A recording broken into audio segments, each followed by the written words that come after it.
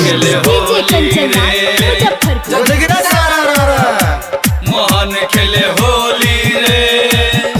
रंगवा लगायब भौजी गोरे गोरे गाल में, होली है।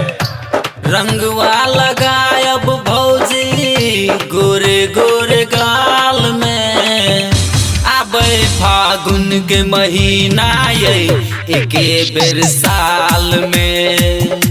आबे फागुन के महीना ये एके बेर साल में।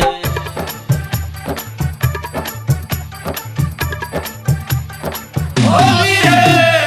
हुक्का बोले गुरगुर जिलम के मजा ले, हुक्का बोले गुरगुर जिलम के मजा ले। छोटी सोल्टी गिर ले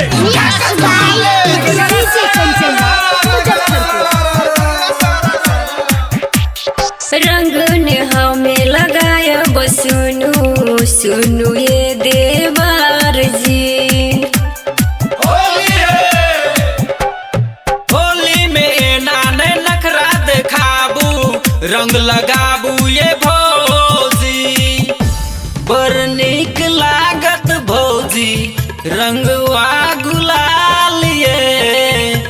बड़ नीक लागत भौजी रंगवा गुलाल ये। आबे फागुन के महीना ये एके बेर साल में। आबे फागुन के महीना ये एके बेर साल में।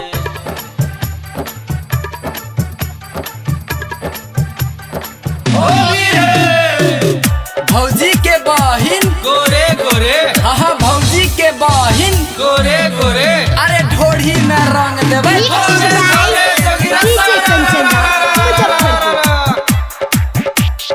तंग ने करू सुनो जितेंद्र मान लियो ने बातियो।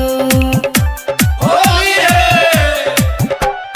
भांग के नशा चढ़ल से ये भौजी छोड़ब नहीं आए हाथिए।